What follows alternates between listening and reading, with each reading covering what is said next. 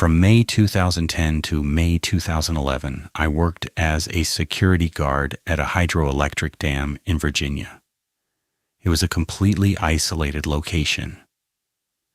If you ever needed an ambulance or the police, you were looking at a 20-minute wait, minimum.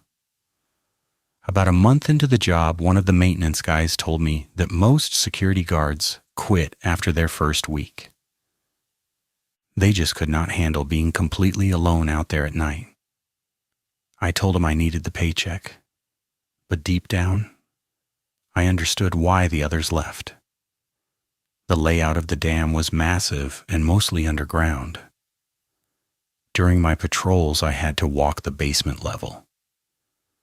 That meant I was 50 feet below the water line on the low side, surrounded by thick concrete walls with millions of gallons of water pressing against them. I was the only human being in a 1.5-mile radius. It was loud down there, a constant low hum of machinery. But when I was up in the guardhouse, it was dead quiet.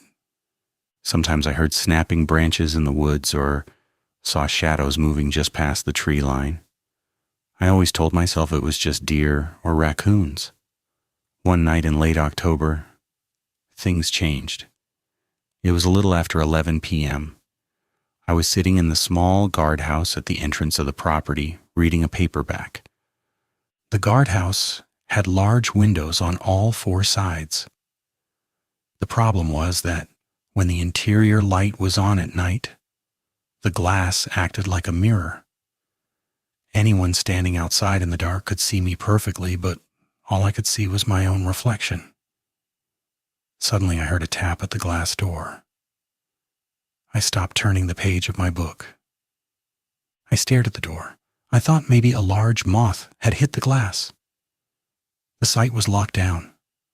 No contractors were scheduled, and the main gate was secured. Then the tap came again. It was louder. 2 heavy, deliberate knocks. I picked up my heavy-duty flashlight from the desk. My palms were sweating, making the metal grip slippery. I stood up, walked to the door and pushed it open, shining the beam into the dark parking lot. Nobody was in front of me. I let the door slip from my hand. It swung shut behind me. As it closed, it revealed the space behind it. Standing against the brick exterior of the guardhouse, less than 2 feet from my left shoulder, was a massive man. He had to be at least 400 pounds. He wore a gray sweatshirt and gray sweatpants. The entire front of his sweatshirt was smeared with thick, dark, wet blood. I stopped breathing. I took 2 steps backward, putting distance between us. I gripped my flashlight like a club. I didn't have a weapon, just the flashlight and a radio. The man looked at my raised flashlight, then looked down at his shirt. He wiped his hands on his pants. He spoke in a very calm, casual voice. He asked why the power company had not started back pumping into the lake yet. He said they usually started before 11 p.m., and the current always drew in the big striped bass. He was a local fisherman. He'd been fishing off the public bridge over the tail race, about a 1/4 mile down the road. He had caught and gutted 2 large fish in the dark and wiped his hands on his clothes. When the water didn't change, he walked up to the guardhouse to ask about the schedule. I exhaled. I lowered the flashlight. I told him I didn't control the pumps, and he needed to leave the property. He apologized for startling me. He realized he had approached me exactly the way an attacker in a movie would have. He walked back down the dirt road toward the bridge. I locked the guardhouse door and sat back down. I wiped my hands on my pants. I was glad I was unarmed, because if I had a gun in that split second of opening the door, I might have made a terrible mistake. I thought that would be the end of it. The adrenaline slowly faded, and I went back to my book. At 1 a.m., it was time for my basement patrol. I grabbed my keys and my flashlight, leaving the guardhouse. I walked across the top of the dam to the main access door. I unlocked it, stepped inside, and locked it behind me. I walked down the concrete stairwell 5 flights down. The air got cooler and smelled like wet cement and ozone. The hum of the turbines vibrated through the soles of my boots. I reached the bottom floor. The lighting down here was spaced out, leaving long stretches of shadows between the yellow industrial bulbs. I started walking my route, checking the pressure gauges and electrical panels. About halfway down the main corridor, I heard a sound that did not belong. It was a sharp, metallic scrape. It came from the secondary turbine room, a large chamber adjacent to the main hallway. I stopped walking. I kept perfectly still. The normal sounds of the dam were a constant drone. This was a distinct, sudden noise, like a heavy tool being dragged across a metal grating. I pressed my thumb over the switch of my flashlight, keeping it off. I walked slowly toward the open archway of the secondary room. I kept my footsteps light, rolling from heel to toe. I peeked around the corner of the concrete wall. The secondary room was mostly dark. The overhead lights in there were turned off at the breaker to save power. Only the ambient light from the hallway spilled in. I looked at the floor. Just inside the room, on the dry concrete, was a fresh, wet footprint. It was a large work boot tread. I looked at my own boots. The pattern was completely different. The water making the print was still glistening under the dim light. Someone else was down here.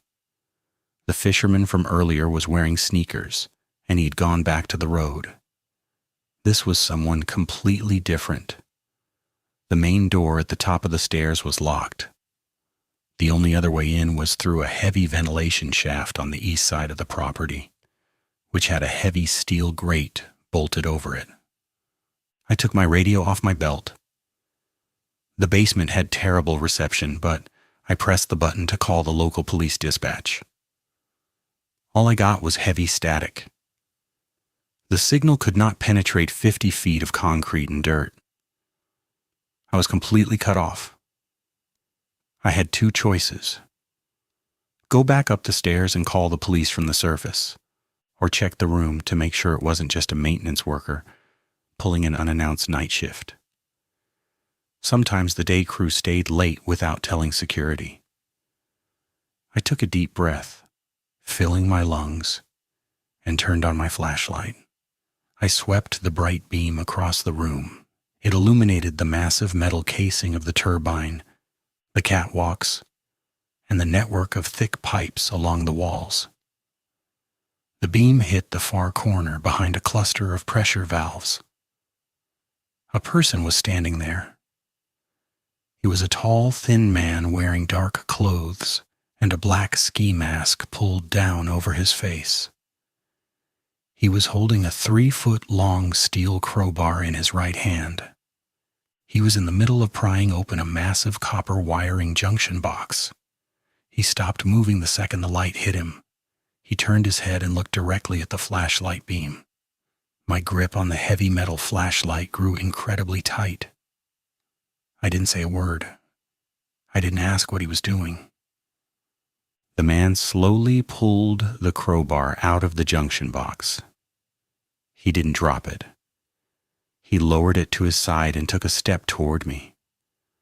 I immediately turned off my flashlight, plunging the room back into near total darkness. I turned and ran. I didn't care about making noise. I sprinted back down the main hallway toward the stairwell. Behind me, I heard the heavy, rapid thud of his work boots hitting the concrete. He was running after me. The distance to the stairwell was about 50 yards. I pumped my arms, my boots slipping slightly on the damp spots of the floor. The sound of his boots was getting louder. He was faster than me. I reached the bottom of the stairwell, grabbed the metal handrail, and vaulted up the first few steps. I looked back down. The man came around the corner. The yellow light from the hallway caught the black fabric of his mask. He swung the heavy steel crowbar at the handrail right where my hand had just been.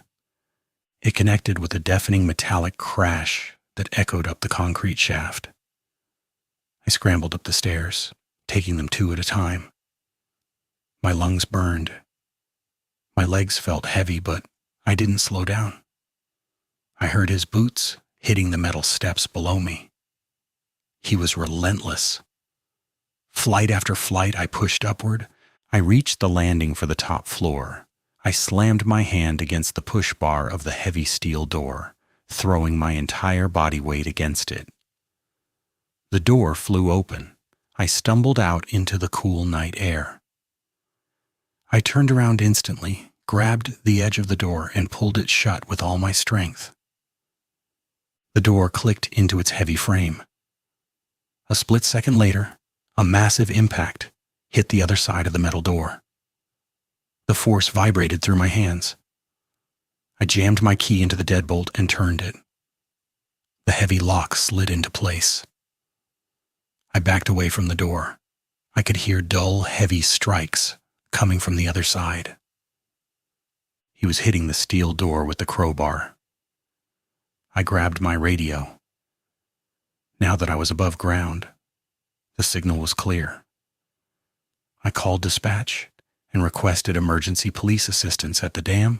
I told them there was an intruder armed with a weapon trapped in the stairwell. I retreated to the guardhouse, locked the door, and watched the main access point. I kept my hand on the phone, watching the clock. It took 22 minutes for the first police cruiser to arrive.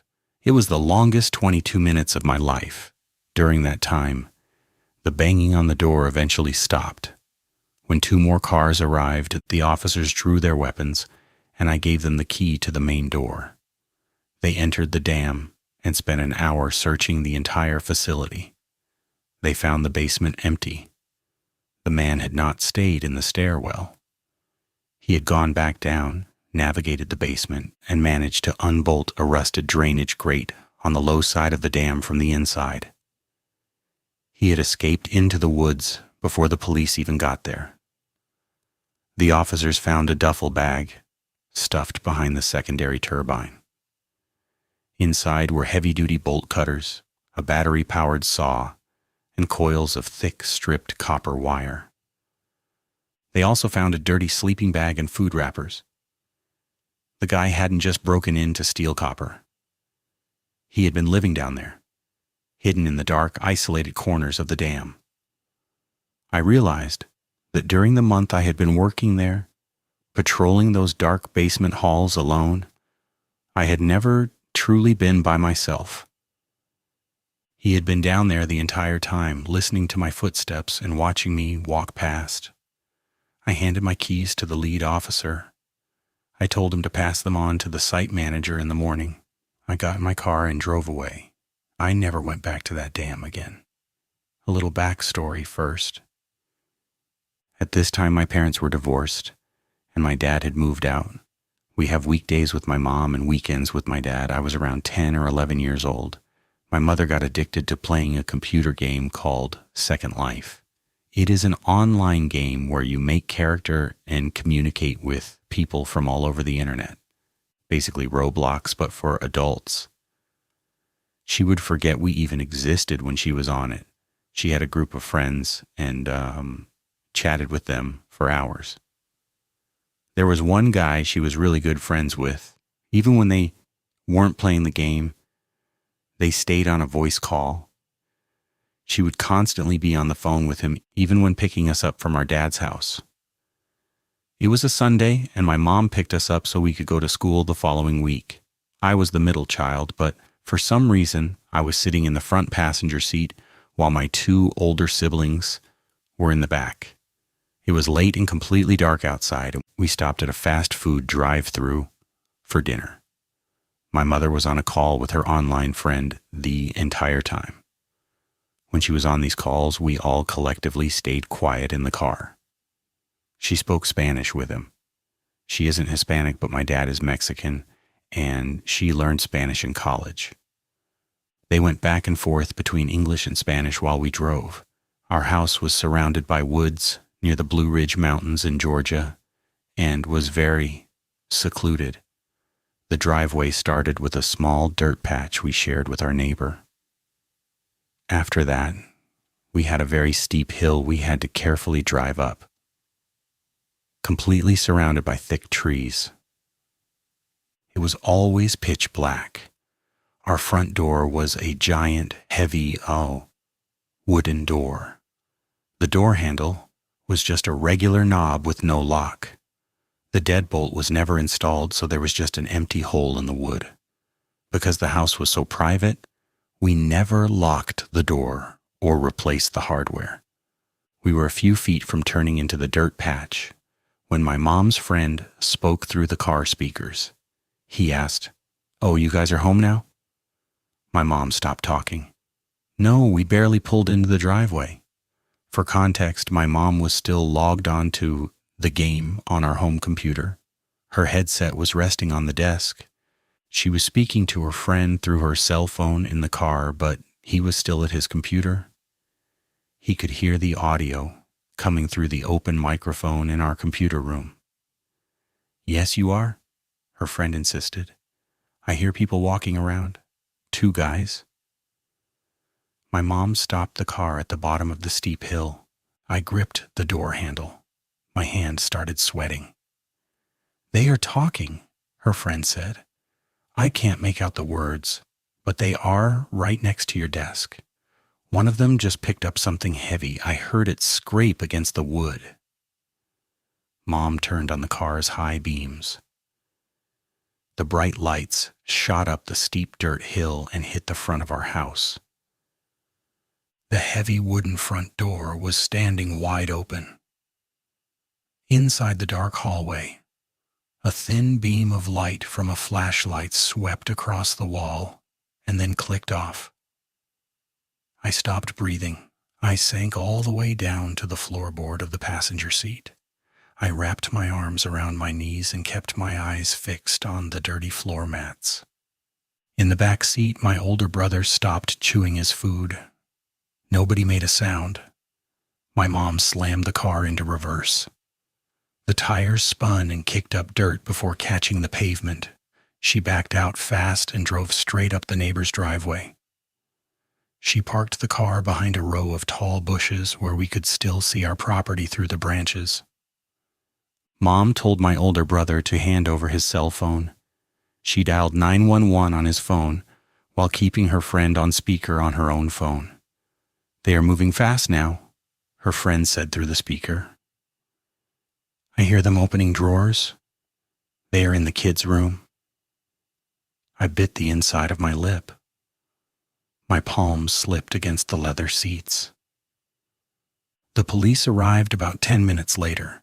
3 squad cars pulled up with no sirens, just flashing lights. We stayed in our neighbor's yard. I squatted down in the damp grass and pressed my hands over my ears. I watched the cops walk up our steep hill with their flashlights drawn. 2 officers went through the open front door while 2 others went around the sides of the house. Our dog was out in the yard, but he wasn't barking. He was hiding under the back porch, pacing back and forth. We waited in the neighbor's yard for another 15 minutes. Finally, one of the officers walked down the hill and waved us over. We drove up and got out of the car. The cops told us the house was empty. They said they checked every room and all the closets. They mentioned the front door being open, but said it looked like nothing had been taken. The TVs were there, the computer was there. They told us it was safe to go inside, wished us a good night, and drove away. We walked inside. My mom closed the heavy wooden door. The house smelled different. It smelled like wet dirt, stale cigarettes, and cheap cologne.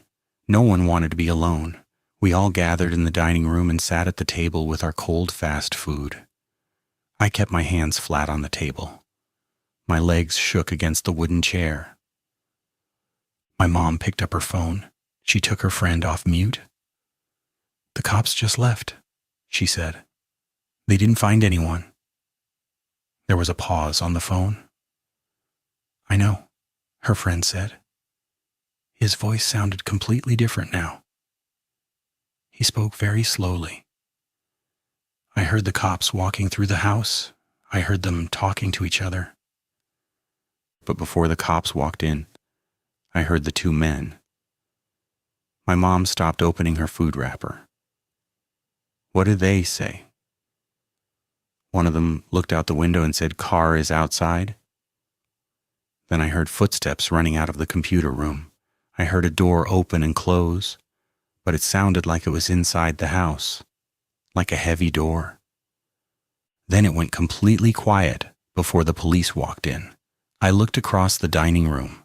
Our house had an unfinished basement. The stairs down to the basement were located behind a door inside the kitchen pantry. We used it so rarely that we kept boxes stacked in front of it. We didn't tell the police about the basement because we completely forgot about it. I pointed at the kitchen floor. My older brother stood up from his chair, leading from the hallway straight into the kitchen, and stopping right at the closed pantry door were 3 large, wet, muddy boot prints on the linoleum. My mom dropped her phone on the table. She grabbed my arm and pulled me toward the front door. We didn't grab our food or our bags. We ran out the front door, got back into the car, and locked the doors. Mom drove us straight back to my dad's house. The next day, my dad and the police went through the house in the daylight.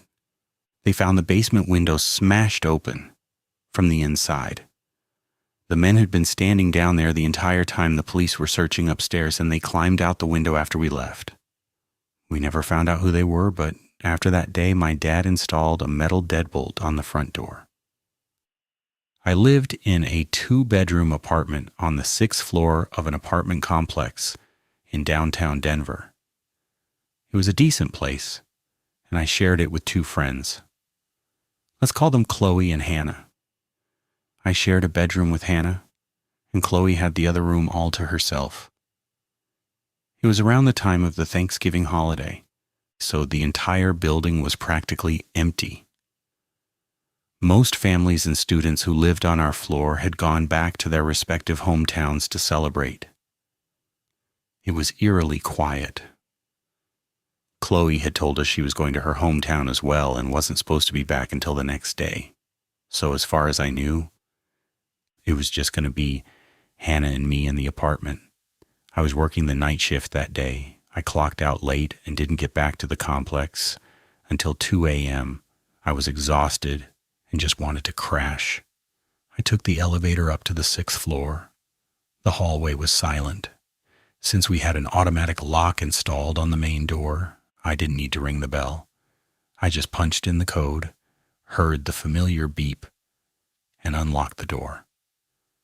The moment I stepped inside, I froze. The complete apartment was in total darkness.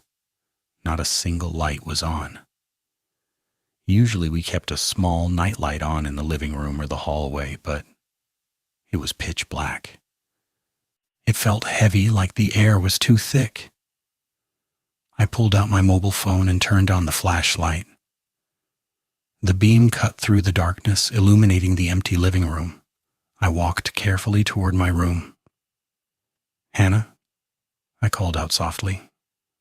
No answer. I reached our bedroom door and knocked. "Hannah, open up. It's me." I had to call her name 3 or 4 times before I heard the lock click. The door opened a crack, and then Hannah grabbed my arm and yanked me inside, slamming the door shut behind me and locking it instantly. "What is going on?" I asked, annoyed. "Why are there no lights on?" I shone my light on Hannah's face. She looked pale, like she had seen a ghost. She was trembling. "I don't know why there is no electricity," she hissed. "But that's not the problem. Someone is in the other room." My heart stopped. What? Chloe is gone. I know, Hannah said, tears welling up in her eyes. But I heard noises. About an hour ago, I heard the front door open and close, but nobody came to our room. Then I heard heavy footsteps walking around the living room. And then someone knocked on our door twice, just thump, thump. I didn't answer. I was too scared. We were new to this area, and recently there had been news about robberies in the neighborhood. 2 girls alone in an empty building on the 6th floor. We were easy targets. Are you sure?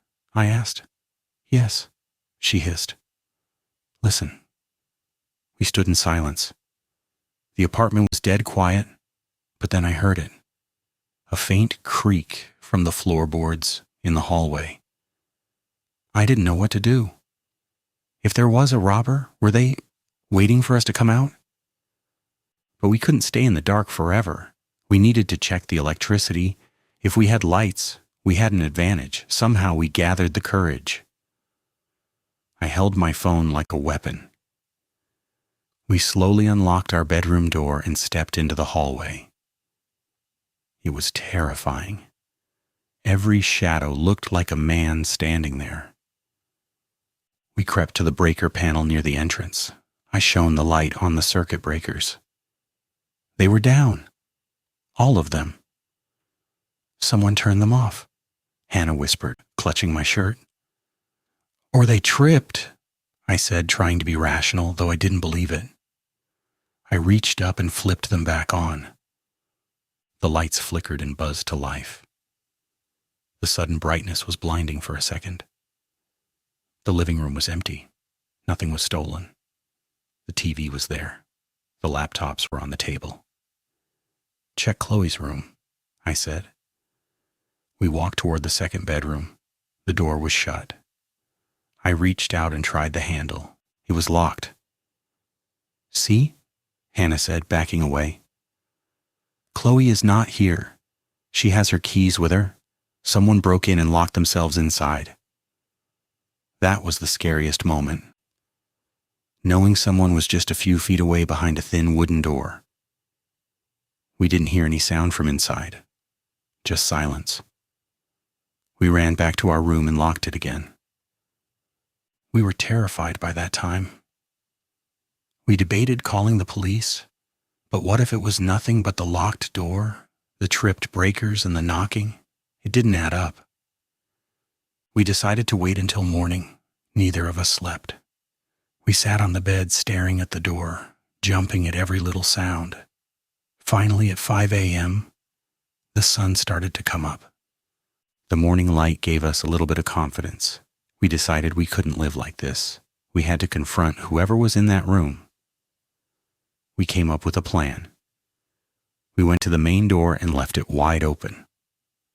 This was our escape route, a way for us to run if the person attacked us. Then we armed ourselves. I went to the kitchen and grabbed a packet of red chili powder and a broomstick. Hannah grabbed a sharp kitchen knife. It looked ridiculous, but we were desperate. Ready? I asked. Hannah nodded, shaking the knife. We walked up to Chloe's door. My heart was pounding so hard I could hear it in my ears. Taking the name of the Lord, I banged on the door with the broomstick. Who is inside? Open the door, I shouted, trying to sound tough. We heard movement immediately. The sound of bed springs creaking. Someone was getting up. Then heavy footsteps approached the door. Hannah raised the knife. I tore the corner of the chili powder packet, ready to throw it in the attacker's eyes. The lock clicked. The handle turned. We braced ourselves to hit. The door swung open. Standing there, wearing pajamas with messy hair and eyes half closed from sleep, was Chloe. She looked at the broom, then at the knife, then at the chili powder. She gave us a death stare. What do you guys want so early in the morning? She groaned, rubbing her eyes. Are you crazy? We stood there, frozen. The knife lowered slowly. The broomstick dropped to my side. We were completely shocked and speechless. "Chloe," I stammered, "are you back?" "Yeah," she yawned. "I came back a day early. My phone died on the way, so I couldn't text you. I got in around 1 a.m. I was super tired, so I just crashed." "But the lights?" Hannah asked. "Oh yeah, the iron was acting weird when I plugged it in to smooth out my shirt for work tomorrow. It sparked and everything went dark. I didn't know how to fix the breaker, so I just went to sleep. I figured I'd ask you guys in the morning." "And the knocking?" Hannah asked. "I knocked on your door to tell you the power was out, but you guys didn't answer, so I assumed you were asleep." We just stared at her. Not even a single time during the whole night did it occur to us that it could be Chloe. "Nothing," I finally answered. "Go back to sleep." We went back to our room, closed the door, and looked at each other. The tension broke and we started laughing. We laughed until our stomachs hurt. We had spent 5 hours terrified of a ghost or a robber, armed with chili powder, only to almost attack our roommate, who was just trying to sleep. It was scary in the moment, but we had a hearty laugh about it over breakfast. And that's it for tonight. Sleep tight, keep your eyes open, and thank you for watching Mr. Night Scares. I'll be back soon with more. So before you go patrolling your hallway with a broom and a packet of chili powder, why not hit that like button and subscribe? It's a lot less messy than seasoning your roommates, and you won't miss our next round of late night scares.